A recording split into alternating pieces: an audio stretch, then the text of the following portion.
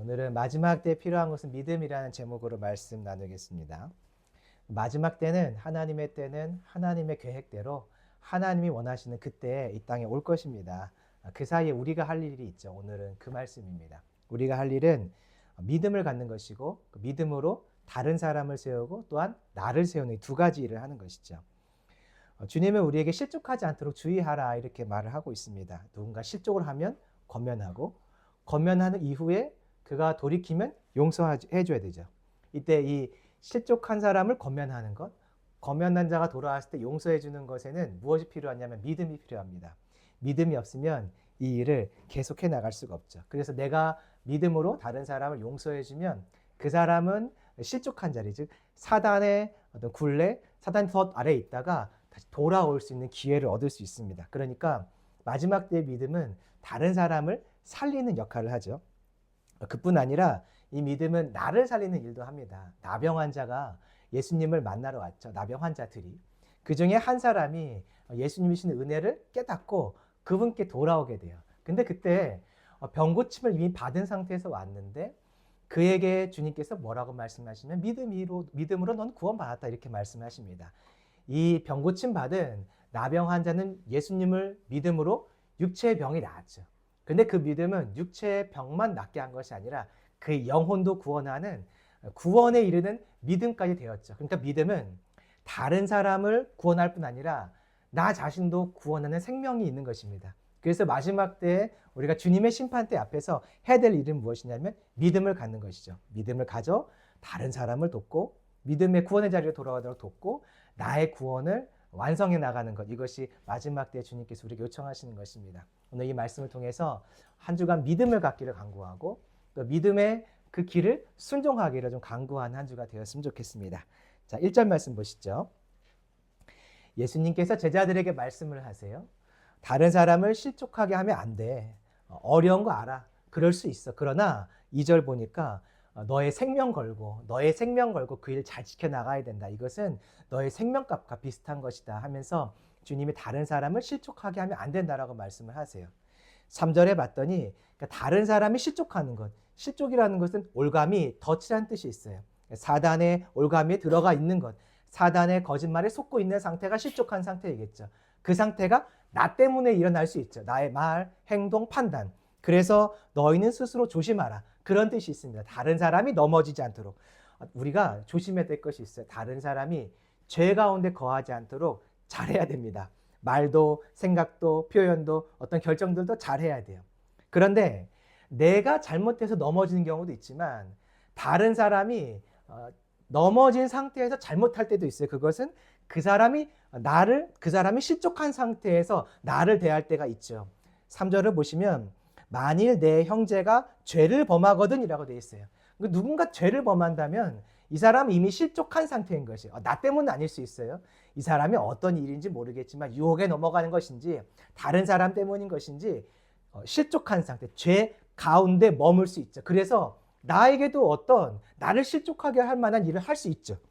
내 형제가 죄를 범하거든 경고하고 회개하거든 용서하라. 그때 우리가 할 일이 있어요.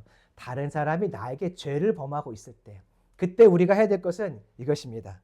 너 넘어가지 마. 그러면 안 돼. 그것은 잘못한 것이야 라고 우리가 경고하는 것이죠. 사단은요 끊임없이 우리가 넘어지게 만듭니다. 넘어지게 만드는데 그때 우리가 해줘야 될 것은 무엇이냐면 넘어진 것을 보았을 때 그러면 안 된다라고 말해주는 것이에요. 경고해주는 것이죠. 사단은요 우리가 하는 이 경고들을 자꾸만 막으려고 합니다. 우리가 잘 아는 것처럼 동성애, 낙태, 차별금지법 여러 가지 이와 관련된 어떤 악한 법률들, 악한 사회적 이슈들이 계속 일어나고 있어요. 왜 그럴까요? 사단은요 말씀을 따라서 우리가 누군가를 그 사단의 굴레에서 벗어나게 하는 것, 죄 가운데 머물러 있는 자를 빼내주는 것, 이것을 사단은 못하게 하려고 합니다. 그 첫 번째가 무엇이냐면 경고하는 말을 못하게 하는 것이죠.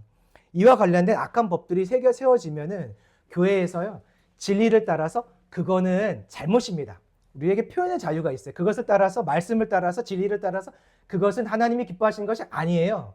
죄요라고 말해줘야 이 사람이 실족한 상태에서 벗어날 수 있겠죠. 악의 어떤 죄의 사단의 그 올가미에 걸려있는 상태에서 벗어날 수 있다고요. 그런데 사단은 이것을 못하게 막죠. 우리는 무엇을 해야 되냐면 다른 사람이 넘어져 있는 것을 보았을 때 그러면 안 돼요. 그래서 주님이 기뻐하시는 것이 아니에요 라고 경고하는 것, 말해주는 것이 그 사람을 실족하지 않도록 내가 해야 될 주의할 모습이라는 것입니다. 넘어지지 않기도 해야 되지만 넘어진 자가 일어설 수 있도록 하는 것이 우리가 해야 될 또 다른 일인 거죠. 그러다 보니까 나에게 잘못한 사람에게 경고했더니 그 사람이 그렇구나, 이거 죄구나, 내가 저 사람에게 잘못했구나 깨닫고 용서를 구하러 올 때가 있어요. 그러면 우리가 무엇을 해야 되냐면 그를 용납해주고 그를 받아주는 용서를 해줘야 하는 것이죠. 그러면 그 실족해 있던 영혼이 내가 용서해줌을 통해서 하늘의 풀림도 함께 있어서 그의 영혼이 주께 돌아올 수 있는 기회를 얻는 것입니다. 땅에서 풀면 하늘에서도 풀리잖아요. 내가 여기서 그 사람을 용서해 줄 때 어떤 하나님의 일하심과 은혜들이 그 영혼에게 흘러 들어가서 실족해 있던, 넘어져 있던, 올가미에 매여 있던 그가 돌이킬 수 있고 회복할 수 있는 길도 얻을 수 있는 것이죠. 그래서 내가 용서하는 것은요, 다른 사람을 살리는 것이에요. 내가 용납해 주는 것은 다른 사람을 살리는 것이에요. 한 가지 더요. 경고하여서 그러면 안 돼라고 말하는 것은 그를 살리는 일인 것입니다. 그러면 질문이 생겨요. 다른 영혼들을 살리기 위해서 내가 얼마나 용서해 줘야 될까? 이제 그에 대한 대답이 4절입니다. 한번 같이 읽어보실까요? 시작. 만일 하루에 7번이라도 내게 죄를 짓고 7번 내게 돌아와 내가 회개하노라 하거든 너는 용서하라 하시더라. 여기 보니까 하루에 7번이라고 말하고 있어요. 하루에 7번 나에게 죄를 지은 사람이 있는데 그 사람이 7번 경고를 받고 7번 돌아와서 계속 용서를 구하면 여기에 보니까 주님 말씀하시기를 너는 용서하라 이렇게 말씀하십니다. 듣기만 해도 끔찍한 일이에요. 7번이나 내가 경고했는데 7번 다 용서를 내가 해줘야 되는 그 상황이 온다는 것 자체가 끔찍한 일이죠. 이런 사람이 있다면 존중하기 진짜 어려울 것 같아요. 그래서 이 말씀을 보고 있으면 이게 현실적으로 가능한 일일까? 이것을 과연 내가 삶 속에서 나타낼 수 있을까라고 생각이 됐는데 여러분 다시 생각해 보세요. 저와 여러분은 이미 이런 삶을 살고 있습니다. 우리는요 이미 이 삶을 살아봤고요. 지금도 살고 있고 앞으로도 살 것이에요. 우리가 어릴 때 부모님께서 우리를 얼마나 많이 용서해 주셨어요? 이게 하루에도 같이 있다 보면은 수십 번 부모님을 화나게 합니다. 그런데 그 부모님이 나에 대한 속상함, 화남을 계속 갖고 있느냐? 아니에요. 보통 그날 거의 다 풀어집니다. 그런데 어느 날이 됐더니 내가 부모가 됐어요. 내가 부모가 되어서 지금 우리는 내가 부모에게 받은 그 모습과 완전 다르게 살고 있나요? 그렇지 않아요. 우리의 자녀들이요. 하루에도 몇 번씩 나를 화나게 합니다. 그런데 내가 그 몇 번씩 화나게 하는 것들을 용서해주고 있어요. 으악 하면서 참지만 용서해주고 있다고요. 어린 아이에게 부모가 화를 낸다? 화를 낼 수는 있지만 그 화가 난 상태를 하루 종일 가지고 간다? 그런 일은 잘 없어요. 어린 아이에게는 없어요. 그런데 부모들 중에서 성인인 자녀에게는 그럴 때가 있어요. 성인인 자녀에게 부모가 좀 속상해가지고 속상한 마음을 1년, 2년 가져갈 때는 있지만 어린 자녀들한테는 안 그래요. 대부분 안 그래요. 거의 다 안 그래요. 저와 여러분이 그 삶을 이미 살았죠. 저는 그 삶을 또 살아가고 있어요. 앞으로도 더 살아가야 될 것 같아요. 우리가 이 4절의 말씀을 보고 있으면 정말 답답하다. 또 한편으로는 저거 살아낼 수 있을까? 아니요. 기억하세요. 저와 여러분은 이미 살았어요. 살고 있고요. 앞으로도 그렇게 살게 되실 것이에요. 그게 중요합니다. 그러니까 하나님은 할 수 있는 것을 주셨고 해본 것들을 말씀하신 것이에요. 다만 중요한 것이 있어요. 하기 싫어요. 할 수 있는데 해봤는데 또 하기 싫은 것뿐이에요. 하기 싫어서 안 하는 거지 할 수 없어서 못하는 것이 아니에요. 안 해봐서 못하는 것이 아니라 진짜 하기 싫은 거예요. 이건 진짜 하기 싫거든요. 그래서 이때 필요한 것이 있어요. 하기 싫은 것을 해야 할 때 필요한 것이 있어요. 5절 말씀입니다. 자, 같이 보실까요? 읽어보시겠습니다. 5절 말씀 시작. 사도들이 주께 여짜오되 우리에게 믿음을 사도들이 이 말씀을 듣자마자 지금 연이어 사는 이야기입니다. 믿음을 주세요. 믿음. 용서하려면요, 믿음이 필요해요. 한 번 용서는 그냥 할 수 있어요. 그리고 입에 그냥 입으로 하는 용서. 그래, 용서해 줄게. 됐어. 알았어. 이거는요, 한 번, 두 번은 그냥 할 수 있어요. 믿음 없어도 적당한 선에서 할 수 있습니다. 그런데요, 입이 아니라 마음으로 진짜 용서하는 것은 믿음이 필요해요. 한 번이 아니라 반복되는 용서는요, 믿음이 필요해요. 왜냐하면 그 사람이 내가 또 용서할 때 과연 진짜 돌이킬까? 이게 안 믿어지면 그때부터 용서하기가 싫거든요. 쟤 또 반복한다. 이거 해도 소용없다라고 생각되면은 용서가 아까운 거예요. 용서가 아깝고 나도 그 감정 소모가 너무 힘든 거죠. 그래서 다른 사람이 바뀔 것이라고 하는 믿음, 하나님이 그에게 은혜를 주실 것이라는 믿음이 없으면요, 반복된 용서는 불가능한 것이죠. 그래서 용서할 때 기억하세요. 용서는요, 믿음이 있어야 돼요. 한두 번은 말로 합니다. 한두 번은 내 안에 있는 성품으로 합니다. 반복되면요, 반드시 믿음이 필요해요. 왜냐하면 믿음은요, 불가능한 것을 가능케 하는 즉 순종이 일어나게 하는 힘이기 때문에. 6절 한번 보실까요? 6절을 봤더니 주께서 이르시되, 이제 주님이 믿음을 달라고 하는 제자들에게 한 가지 예를 드세요. 너희에게 겨자씨 하나일 만한 믿음이 있었더라면 이 뽕나무가 뿌리가 뽑혀서 바다에 심기어라 하였을 것이요, 그것이 너희에게 순종하였으리라. 그러니까 믿음의 결과는 앞에 있는 얘기는 불가능하다 그 얘기죠. 어떻게 뽕나무가 갑자기 뽑히겠어요? 나무 여러분 안 뽑힙니다. 나무를 사람이 어떻게 뽑아요? 기계로 뽑아야지 사람이 못 뽑아요. 혹시 뽑는다 하더라도 두 번째 안 되는 게 뭐냐면 바다에 심기어라. 여러분 뽕나무가 바다에 심겨지나요? 바다에 던지면 나무가 심겨지나요? 어떻게 되나요? 물에 빠지죠. 그러니까 흙이 아닌데 물 위에 뽕나무가 설 수가 없어요. 그러니까 이건 불가능한 건데 보니까 그것이 너희에게 순종하였으리라. 믿음은요, 불가능한 것을 순종케 가능케 하는 것이죠. 그러니까 내 안에 믿음이 있으면 용서가 안 되는 그 상황에서 용서를 할 수 있도록 그 불가능한 내 마음과 생각과 행동이 바뀌어간다는 것이에요. 주중에 저희 집에 어린이 손님들이 하룻밤을 자고 갔습니다. 아이들이 시간이 됐는데도 밤에 잠을 안 자는 거예요. 그만 떠들고 자라 이렇게 이야기를 하고 왔는데 못 자더라고요. 왜 못 잘까? 들어봤더니 한 아이가 잠이 안 오는 게 아니라 두려움에 빠졌어요. 두려움. 뭔지 모르는 그 두려움이 온 거죠. 뭐 부모님이 계시지 않은 것, 그리고 새로운 환경에서의 찾아오는 두려움이 마음을 사로잡으니까 얘가 잠을 못 자는 거예요. 그래서 이게 말로 되는 게 아니라 영적인 어떤 그런 터치가 필요한 순간이구나 하고 올라와서 기도를 시작했습니다. 얘기했어요. 내가 기도할 테니까 하나님이 잠을 주실 거야. 사랑하는 자에겐 잠을 주신다고 했는데 너가 잠 못 자는 두려움이 오는 것은 하나님이 주시는 것과 반대야. 그러면 이건 영적인 싸움이 필요해. 기도해 줄게. 누워라 하고 기도를 시작했습니다. 기도를 시작했을 때 이 아이가 잤을까요? 안 잤을까요? 잤을까요? 안 잤을까요? 안 잤어요. 20분 동안 기도하고 딱 눈을 떠봤더니 아이의 눈이 또렷또렷한 거예요. 그래서 깜짝 놀랐어요. 야, 20분 기도했는데 안 자네? 손은 막 움직이고 있어요. 벌써 잠이 전혀 올 상황이 아닌 거죠. 마음에 두려움이 찾아왔어요. 제가 처음에 올 때는요, 의기양양했어요. 기도하면 자지. 당연히 잠 자지. 못 자겠어 하고 시작을 했어요. 마음에는 야, 내가 이거 반드시 재운다 하고 왔는데 20분 동안 기도했는데 안 자니까 저도 두려워지기 시작했어요. 어떤 두려움이냐면 야, 진짜 안 자면 어떡하냐. 이거 정말 밤새면 어떡하냐. 그 두려움이 찾아왔을 때 주님이 저를 불쌍히 여기신 것 같아요. 제 마음에 갑자기 아니다. 기도하면 잔다.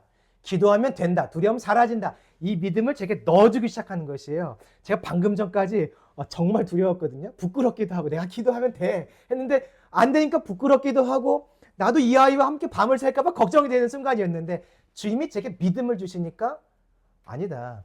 이거 분명히 된다 하고 이제 두 손을 잡고 기도하기 시작했어요. 두 손을 잡고 기도할 때 한 40분쯤 지나니까 아이의 움직임이 멈췄어요. 5분 더 기도하니까 완전히 자더라고요. 아침에 이 아이가 깨자마자 이렇게 말했어요. 꿀잠 잤어요. 순종은요, 믿음이 결정하는 것이에요. 행동과 순종은 믿음이 낳는 결과물인 것이에요. 내가 하겠다고 되는 것이 아니라 믿음이 찾아오면 그 일을 할 수 있는 것입니다. 아이를 놓고 1시간 가까이 기도하는 거 제가 의지적으로 할 수 있겠습니까? 어렵다고요. 근데 믿음이 찾아오니까 해보자. 재워보자. 하나님이 하시겠지. 이 아이 살려줘야지. 나도 살지 그래야. 그러니까 믿음이 오면은 행동을 하게 되는 것이에요. 용서는요. 의지와 결단이 아닙니다. 자녀에 대한 사랑으로 3번, 4번 반복돼 보세요. 하루 동안. 사랑 사라집니다. 사랑은 없어요. 사랑이 작동되지 않아요. 믿음이 작동돼야 사랑도 작동되고 믿음이 작동돼야 사랑에 의한 용서도 되는 것입니다. 저와 여러분 안에 믿음이 있어서 용서함으로 한 영혼을 살릴 수 있기를 소망합니다. 자, 그런데요. 이 일이 되게 어려운 일인데 이것은 기억하세요. 우리가 해야 될 마땅한 일이에요. 이제 주님은 그 얘기 하시거든요. 7절. 한 종이 열심히 일하고 왔습니다.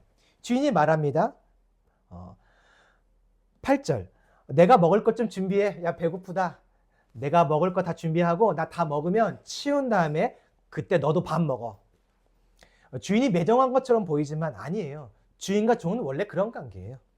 종은 주인을 섬기는 것이니까요. 9절에 이렇게 순종한다고 주인이 감사하겠는가? 그렇지 않죠. 당연한 일을 한 것이에요. 지금 어떤 문맥이냐면 용서에 대한 문맥이에요. 7번에 다른 성경은 70번이라고까지 말하고 있죠. 그 용서, 무한한 용서를 할 때 우리가 어떻게 반응하라고 하시냐면 무익한 종입니다. 10절. 당연히 해야 될 것을 한 것이라고 여기라고 말씀하시죠. 그러니까 내가 다른 사람을 용서할 때 주님 너무 힘듭니다. 우리 그렇게 반응하게 돼요. 너무 힘드니까. 그러나 주님한테 그것이 통하지 않는 것이에요. 야야, 너가 할 일을 한 것뿐 아니냐? 우리가 그때도 이렇게 하는 거죠. 내 의를 드러내는 것이 아니라 주님, 무익한 종입니다. 내가 해야 될 것을 했습니다. 하고 반응하는 것이 우리의 모습이라는 것이에요. 이 힘든 일을 주님은요, 무익한 종이 당연히 해야 될 일을 한 것이라고 말씀하고 계십니다. 우리가 그 길을 걸어가라는 것이죠. 이렇게 겸손한 마음으로 용서를 하면 한 영혼이요, 실족한 자리에서 건진받습니다. 자, 이제 11절이에요. 11절부터는 조금 다른 이야기를 해요. 믿음으로 자기를 구원하는 이야기를 합니다. 주제는 믿음이에요. 11절 봤던 예수님이 예루살렘으로 가실 때 사마리아와 갈릴리 사이로 지나가셨죠. 12절. 한 마을에 들어갔는데 나병 환자 10명이 예수님을 보았습니다. 여기 봤더니 10명이 예수를 만나 어떻게 서 있다고 하나요? 멀리 서 있다 그래요. 왜 멀리 서 있을까요? 나병 환자니까. 부정 환자가 사람들 가까이 오면 안 되거든요. 그러니까 멀리 서서 말하는 거죠. 13절. 소리를 높입니다. 예수님! 예수님 여기 좀 봐주세요. 우리를 좀 불쌍히 여겨주세요. 선생님! 하고 그들이 부르죠. 멀리 계시니까 큰 소리로 또 불렀을 거고 간절하니까 큰 소리로 불렀을 것이에요. 예수님이 이 사람들은요, 유대인과 사마리아인들이었으니까 유대인과 이방인들 나병 환자 무리입니다.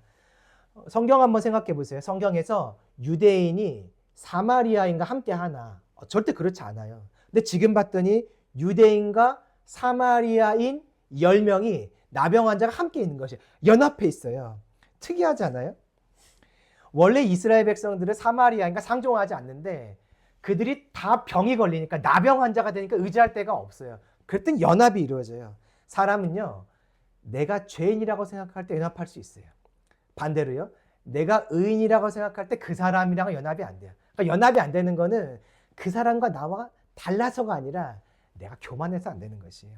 연합은요, 저 사람이나 나랑 똑같다 하면은 연합이 되는 것입니다. 여기 봤더니 연합이 돼 있잖아요. 그들이 연합한 채로 주님을 부릅니다.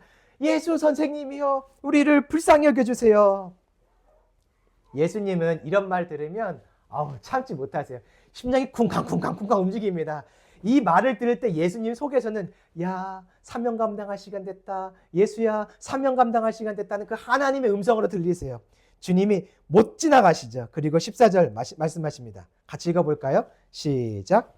보시고 이르시되 가서 제사장들에게 너희 몸을 보이라 하셨더니 그들이 가다가 깨끗함을 받은지라. 야, 너희들 제사장들에게 가서 너희 몸을 보여라. 원래는요, 이 나병 환자들이 깨끗해짐을 받은 다음에 제사장에게 가서 확인받는 거예요. 근데 지금은 낫지 않은 상태에서 부정한 상태에서 제사장을 만나러 가라 이렇게 명령을 하고 계세요. 그랬더니요 결과적으로 가던 중에 이 사람들이 가던 중에 깨끗함을 받았어요. 자, 그러면 질문해 볼게요. 이 사람들은 지금 예수님에 대한 믿음이 있나요, 없나요? 있어요. 예수님에 대한 믿음 때문에 유대인들이라면 잘 알아요. 저 제사장들이 부정한 나를 만나줄까? 절대 안 만나줍니다. 제사장들은요 성전에서 봉사한 사람들이에요. 근데 그들이 부정해지면 어떻게 되죠? 성전에서 봉사가 안 돼요. 봉사가 안 돼요. 그러면 성전이 마비되는 것입니다. 부정한 사람이 한 사람을 만나면 부정해져요. 근데 만약 제사장이 부정해졌는데 그 상태로 성전에 들어가면 어떻게 될까요? 성전이 다 부정해져요. 그럼 성전 마비돼요. 마비된다는 것은 하나님께 제사 드릴 수 없게 된다는 거죠. 죄가 넘어갈 길이 막힌다는 것이죠. 이스라엘 초토화됩니다. 그러니까 당연히 제사장은 안 만나줘요. 그런데 유대인들, 이 나병 환자들도 그걸 잘 알고 있으면서도 그 길을 가요. 왜냐하면 예수님을 믿으니까. 뭔진 모르겠지만 가니까 가보자. 우리를 불쌍히 여겨달라고 했으니까 뭔가 불쌍히 여김이 나타나겠지. 가는 도중에 치료가 일어났어요. 그때 15절입니다. 한 사람 10명 중에 한 사람이 나은 것을 보고 하나님 너무 멋져요. 하나님 어떻게 이렇게 영광스러우십니까? 주님은 너무너무 놀라우십니다 하면서 영광을 돌리고 16절입니다. 한번 같이 읽어보시죠. 시작. 예수의 발 아래 엎드려 감사하니 그는 사마리아 사람이라. 한 사람이 돌아와서 예수님의 발 아래 엎드려 감사하기 시작합니다. 지금 이 사람들이 원래 가야 하는 목적지가 어디죠? 제사장을 만나러 가는 것이에요. 예수님이 처음에 그거 말했잖아요. 제사장에게 너희 몸을 보이러 가라. 그런데 가다가 돌아왔어요. 와서는 예수님께 감사합니다 하며 감사를 전해요. 예수님께 막 영광을 돌려드리죠. 이번에 올림픽이 지금 진행되고 있는데 외국인들 중에 또 한국인들 중에서 올림픽의 그 금메달, 메달을 따게 한 결과에 대해서 하나님이라고, 이 은혜는 하나님 때문이라고, 내가 가장 힘들 때, 내가 훈련받으면 힘들 때 나를 도우셨던 분은 하나님이다라고 고백했던 또 외국인들이 있고 한국 사람들이 있었어요. 이렇게 이 영광을 주님께 올려드리는 건 너무 잘하는 것이죠. 자, 그런데 이 사람이 예수님께 그래서 왜 찾아왔을까요? 하나님께 영광을 올렸으면 됐지 예수님은 왜 찾아왔을까요? 이유가 있어요. 하나님의 능력이 예수님을 통해서 이 땅에 풀어지는구나. 하나님의 은혜가 예수님을 통로로 하여서 이 땅에 나타나는구나. 저 예수님은 하나님을 만나는 통로구나.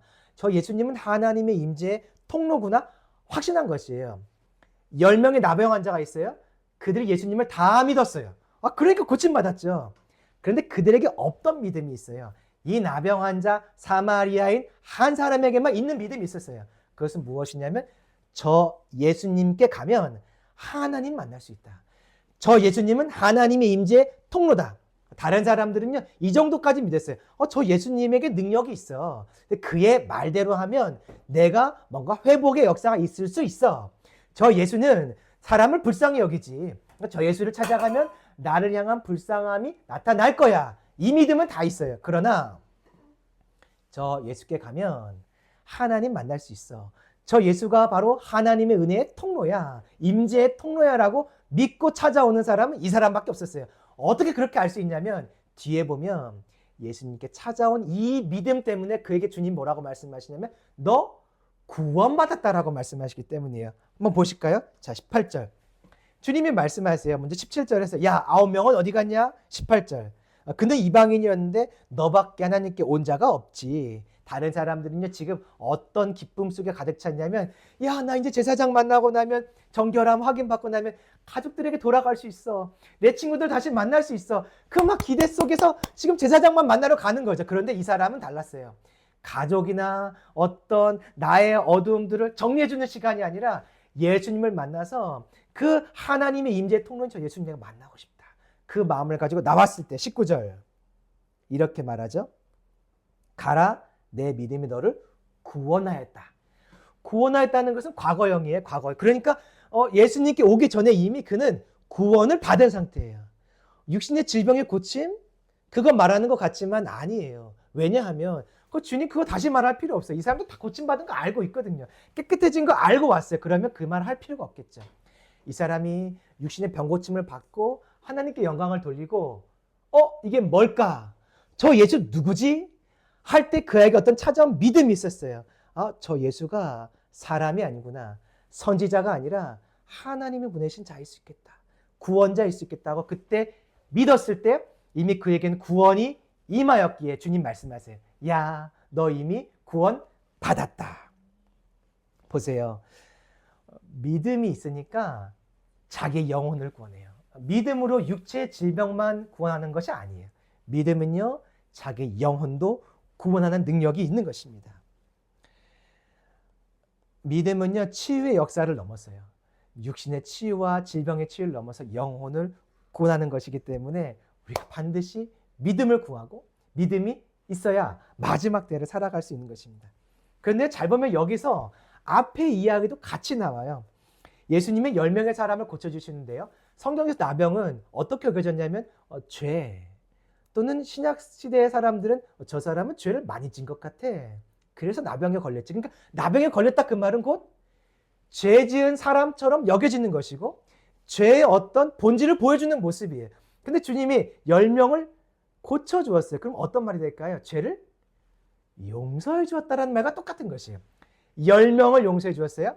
10번 용서해 주었어요. 그랬더니 몇 명 돌아왔나요? 한 명만 돌아왔어요. 그럼에도 불구하고 주님이 하시는 것은 10번 용서하시는 것이에요. 10번 믿음으로 용서했더니 한 명의 사람이 구원받는 것이죠. 보이세요? 믿음으로 용서하면요, 구원의 은혜가 임하는 것이에요. 그러니까 이 사건 두 가지를 한꺼번에 보여주고 있죠. 믿음으로 나도 구원받지만 내가 믿음으로 용납하고 용서할 때 결국 타인도 구원받을 수 있는 것입니다. 그래서 이번 한 주간은요, 우리가 기도를 해야 돼요. 주님 믿음 주세요. 믿음 주셔서 내가 용서하게 해주세요. 또 주님, 내가 믿음으로 용서하지 않았던 사람들 기억하게 해주세요. 기억하고 내가 회개하길 원합니다. 내가 믿음으로 용서하지 못했던 사건은 무엇인가요? 용서하지 않은 일은 무엇인가요? 용서하지 않는 사람들은 무엇인가요? 내가 믿음으로 용서하지 않아서 구원의 길을 막았던 것은 무엇인가요? 한번 물어보세요. 주님이요, 엄청나게 많은 내 안에 믿음으로 행하지 않았던, 용서하지 않았던 그 분노 속에 있었던 일들 다 떠올리게 하실 거예요. 그때 여러분 하나하나 기억하시면서 회개하세요. 그러면 하나님께서 이번 한 주간 어떤 일들을 이루실 줄로 믿습니다. 그리고 믿음을 구하세요. 저 사람에게 좀 믿음 있었으면 좋겠어요. 말로 안 되네요. 아무리 해도 안 되네요. 믿음 주세요. 그때 주님께서 그에게 믿음을 주셔서 결국 그도 구원받는 이 사마리아인과 같은 이방인이잖아요. 이방인. 그의 길에 들어가게 하실 줄로 믿습니다. 그러면 마지막이에요. 주님은 왜 이렇게 믿음으로 우리가 반응하라고 하고 또 믿음으로 그 힘든 용서를 하라고 할까? 뒤에 나오는 이 내용을 요약하면 그 이유는 두 가지입니다. 첫째는요, 심판의 날이 반드시 오기 때문에 그래요. 노아의 날, 롯의 때, 심판의 날은 반드시 옵니다. 하나님이 정하신 때 정확하게 오기 때문에 그 심판의 때까지 이 사람들을 남겨두면 안 돼요. 실족한 채로 남겨두면 안 되고 그들을 구원해내야 하는 것이죠. 질문할 수 있어요. 에이, 목사님, 때가 되면 결국 다 돌아와요. 그렇게 말할 수 있어요. 누가복음 15장이라면 그렇게 말씀할 수 있어요. 15장은 떠났던 탕자가 돌아오는 이야기잖아요. 그러니까 돌아온다, 여기에 초점이 있어요. 17장은 조금 달라요. 17장은요, 주님과 멀어져 있는 자, 주님으로부터 벗어난 자, 그 사람은 결국 끝까지 그 자리에 있는다예요. 뒤에 보시면 심판의 날에 일어나는 일이 있거든요. 두 사람이 같이 있는데 한 사람만 구원받고 한 사람은 구원받지 못해요. 선택, 위기에 대한 이야기죠. 또 주님을 떠나 있는 자는 결국 떠나게 되는 것이에요. 노아 때와 롯의 때 성경을 읽어봤더니 이렇게 나와 있어요. 그때 사람들은 심판의 날이 가까이 옴에도 불구하고 시집가고 장가가고 먹고 마시며 놀고 있었다. 시집가고 장가가고 먹고 마시며 자기의 즐거움들 누리고 있었다. 보세요. 탕자와 같이 돌아오는 일들도 있어요. 17장은 좀 달라요. 그 자리에 있던 사람들은 계속 그 자리에 있다, 그 얘기예요. 그러면 심판할 때가 정확히 올 것이고 실족한 자리에 사람들이 그대로 있을 것이라면 우리가 어떻게 될까요? 저 사람 유기된 사람이구나. 그게 아닌 것이에요. 그 사람들을 적극적으로 건면하고 경고해서 돌아오도록 해야 된다는 것이 17장의 메시지입니다. 하나님의 심판은 명확해요. 그 심판대는 어떤 사람은 구원받고 어떤 사람은 구원받지 못해요. 하나님을 떠나서 어두운 가운데 있던 사람들 계속 그 자리에 있을 것이에요. 남겨둘 수 없다. 그러니 너희가 가서 믿음을 가지고 경고하고 믿음을 가지고 그들을 용서하며 받아줘라. 그래야 저들이 구원받지 않느냐. 이게 15장과 17장의 다른 분위기인 것입니다. 말씀을 정리할까요? 주님은 우리에게 믿음을 요구하고 계세요. 야, 마지막 때가 가까이 온다. 심판은 정확하게 올 거야. 어두운 가운데 있는 사람들은 거기서 벗어나지 않으려 그래. 사단은 그들을 놓아주려 아니라 그래. 그럼 너희들이 뭐 해야 될까? 믿음을 구해야지. 그들에게 믿음을 구하고 너희들도 믿음을 갖도록 구해라. 그래서 그들을 구원해내라. 그들이 구원받도록 기도해라. 믿음을 구하라. 이것을 주님 요청하고 계십니다. 우리 한 주간 믿음 없이 용서하지 않았던 것들을 회개합시다. 제가 이 말씀을 가지고 어젯밤에 먼저 회개한 시간들을 좀 가졌거든요. 그런데 회개할 게 얼마나 많은지 계속 용서하지 않는 것들이 다 생각나는 것이에요. 그 초등학교 때부터 있었던 용서하지 않았던 것들, 어떤 환경, 사람, 어떤 일들, 제가 용서하지 못했던 그들이 계속 떠오르면서 주님이 회개를 시키시더라고요. 이번 한 주간 그런 회개가 있었으면 좋겠습니다. 그러면 그 이후에 믿음을 달라고 해서 이제부터 나에게 찾아온 모든 일들에 특별히 한 주간 동안 나에게 용서할 수 없는 사람들이 만날 때마다 용서하는 은혜가 있기를 소망합니다. 그리고 누군가가 주님 앞에 온전히 서 있지 못하다면 왜 저기 서 있을까? 그게 아니라 주님, 저 사람에게 믿음 주세요. 이렇게 간구하는 은혜가 있었으면 좋겠습니다. 특별히 한 주간 우리 북한 땅을 생각하면서 주님, 저 땅 불쌍히 좀 여겨주세요. 저 땅 회개하고 돌이킬 수 있도록 도와주세요. 저 땅을 또 우리는 계속 어떤 정치적인, 경제적인 어떤 어려움들 우리나라가 특별히 제일 많이 경험하고 있지만 정서적인 어려움들을 경험하고 있지만 좀 저들 용서해 주세요. 우리가 한 주간 이것도 함께 기도했으면 좋겠습니다. 그래서 저 땅이 이번 한 주간 우리의 기도로 인하여서 어떤 풀어짐의 역사, 회복됨의 역사가 있었으면 좋겠습니다.